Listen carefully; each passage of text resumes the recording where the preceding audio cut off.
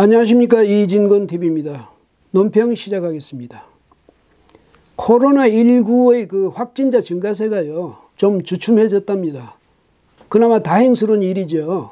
우리 국민 모두가 하루빨리 코로나의 공포, 고통에서 벗어날 수 있기를 간절한 마음으로 바랍니다. 그리고 코로나에 걸려서 지금 병마와 싸우고 계시는 모든 분들께 하루빨리 쾌차하시기를 역시 간절한 마음으로 기원합니다.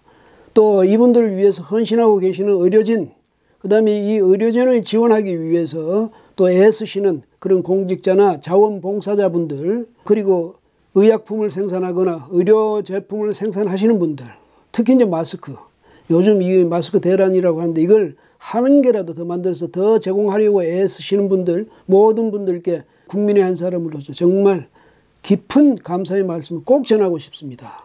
안철수 국민의당 대표가요, 그 부부가 함께 지난 1일부터 대구에 가서 의료 봉사를 하고 있죠. 두 분 다 의사니까. 근데 안 대표는 정당의 대표 아닙니까? 지금 한창 선거 준비를 해야 할 텐데 그거 다 팽개치고 환자들 곁으로 달려갔습니다. 그 마음이 정말 고맙죠. 뭐 말로는 쉽지만 이걸 행동으로 옮기기는 정말 어려운 일입니다.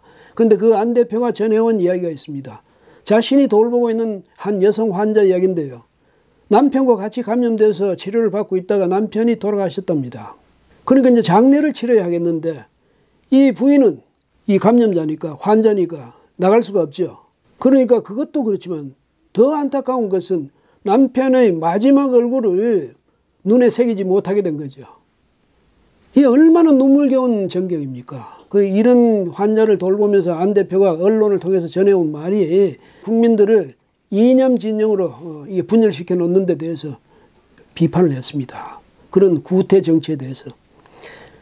그 구태 정치의 한 전형적인 모습을요 지금 더불어민주당이 보여주고 있습니다. 이 더불어민주당 지난 4월에 그 패스트트랙 한다고, 그 준연동형 비례대표도 이걸 입법한다고 얼마나 소동을 벌였습니까? 그래서 기어이 이상한 선거법을 만들어냈죠. 그런데 이제 와서는요, 그 덫에서 벗어나겠다고 또 온갖 잔꾀를 총동원하고 있습니다. 왜 그러냐 했더니 이 비례대표 의석을 자신들이 이제 만약에 못 가지게 되면 원내 제2당으로 전락하게 되거든요. 그건 상상만 해도 끔찍한 일이죠. 그래서 외곽에서 만드는 연합정당, 거기에 참여하느니 마느니 뭐 슬슬 이야기를 흘리지 않았습니까? 그러다가 그 연합정당 한다던 사람들, 그러니까 정봉주 의원이라든지 전 의원이죠. 그 다음에 손혜원 의원, 이런 사람들이 8일날 열린민주당을 창당했습니다. 비례정당이죠.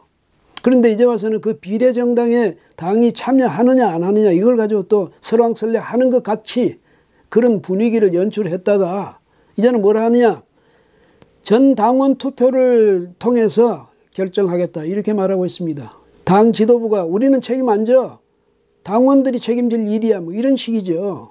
왜? 자신들이 거기 참여하겠다 이렇게 하면 이건 정말 한 입에서 두 말 세 말 하는 격이 되거든요. 그 미래한국당 만든다고 해서 미래통합당에 대해서 얼마나 비난을 퍼부어댔습니까? 우리는 절대 안 한다 큰 소리 쳤죠. 그러다가 이제 하겠다는 말을 할 수가 없을 것 아닙니까? 예? 그러니까 당원들이 결정하면 뭐 우리가 어쩌겠냐 이런 식입니다. 책임을 당원한테 떠넘기는 거죠. 이 사람들의 윤리의식, 도덕의식이 이 정도입니다. 이런 사람들이 지금 집권당을 하고 있죠.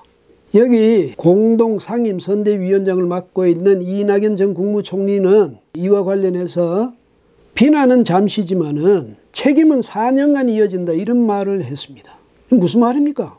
잠시 비난을 당하더라도 참고 4년 동안 후회 남기지 않을 일을 하자 이 말이죠. 선택을 하자. 그게 뭡니까? 열린민주당에 들어가자는 거죠. 참 이 사람들의 이런 윤리의식, 이런 도덕의식, 이걸 어떻게 봐야 될지 모르겠습니다. 이 사람은요, 이번에 국회의원이 되고 다음에 22년도 그때 대선에서 나가서 대통령 되겠다는 사람 아닙니까? 그 사람이 이 도덕의식이 이 정도입니다. 이 사람들은요, 말끝마다 촛불혁명, 촛불혁명 그러는데요. 혁명의 논리가 뭐겠습니까, 여러분? 혁명의 논리는 목표지상주의, 목적지상주의입니다. 그 과정은 따지지 않죠. 그러니까 이 사람들 말은 과정의 민주성은 얼마든지 팽개칠 수 있다 이것 아닙니까? 이런 사람들이 나라를 나라답게 만들겠다 이렇게 큰 소리치고 나온 바로 그 사람들입니다. 이 사람들의 얼굴 여러분 똑똑히 기억해 두십시오.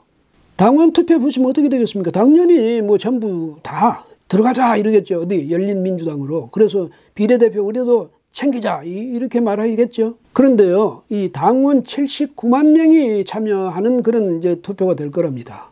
이 사람들에게는, 그러니까 그 79만 명의 당원들에게는 윤리성, 도덕성 같은 거는 감안할 필요가 없는 거죠. 찬반 두 개 중에 하나만 선택하면 되니까. 그런 식으로 은근슬쩍 이 도덕성의 문제라든지 윤리성의 문제를 건너뛰어버리겠다는 게 이것이 이해찬 당대표, 이낙연 전 총리의 인식입니다. 그 다음에 그 당의 지도부의 인식이고요. 참 기가 막힐 일이죠. 예. 민주당의 싱크탱크죠. 민주연구원 보고서를 낼 때 이렇게 냈다는 것 아닙니까? 탄핵을 당하지 않으려면 촛불 세력의 비례대표 단일화할 필요 있다. 그러니까 이 사람들이 탄핵 당할 소지가 있다는 건 인식하고 있는 모양이에요. 탄핵 당할까 봐 겁을 내고 있는 것도 사실인 것 같고요. 그러니까 수단 방법을 가리지 말고 의석을 더 확보해야 된다 이 말 아니겠습니까? 대한민국의 집권당의 수뇌부의 인식이 이렇습니다. 이들을 포함해서 진보 좌파로 불리는 사람들 자신들도 확실하게 인식하거나 이해하지 못하고 있는 그 이념에 매몰돼 가지고 남들에 대해서 무조건적인 비판을 해대고 말이죠. 자신들을 무조건적으로 합리화시키려는 그런 사람들 있지 않습니까? 뭐 지난 시간에도 말씀드렸던 김어준 씨, 무슨 또 그 청년위원회 소속되어 있었던 또 그 대구를 비하했던 그 사람들, 이런 사람들은 말이죠. 이 국민적인 그런 재난 속에서도 특정 지역에 대해서 그런 식으로 자신들의 감정을 드러내고 있습니다. 또 조롱하고도 남의 불행에 대해서 말이죠. 모욕 주고. 또 그 사람들 말고 이런 사람도 있어요. 뭐 부산 그 민주당 부산시당 소속의 한 사람이라는데 뭐 이모 씨라나 하는 사람은 신천지와 코로나19의 위협이 대구 경북에서만 아주 두드러지게 심각한 이유는 한국당과, 이 한국당이라는 것은 이제 미래통합당이죠. 한국당과 그것들을 광신하는 그런 지역민들의 엄청난 무능도 큰 몫을 하고 있는 것이다. 이렇게 말했네요. 이게 현 정권, 집권당을 구성하고 있는 사람들의 의식 수준이고 정치 수준이고 그렇습니다. 이에 대해서 이낙연 전 국무총리가 사과하는 것 같이는 했습니다. 미안하다고. 그런데 그걸로 끝이죠. 이 사람들 말로만 아주 뭐든지 때우는 데는 아주 소질이 있는 그런 사람들이죠. 그 사람들이 후에 말이죠. 김어준 씨, 뭐 또 그 다른 사람들, 이런 사람들이 후에 뭐 어떻게 불이익 받았다는 이야기 들어보신 적 있습니까?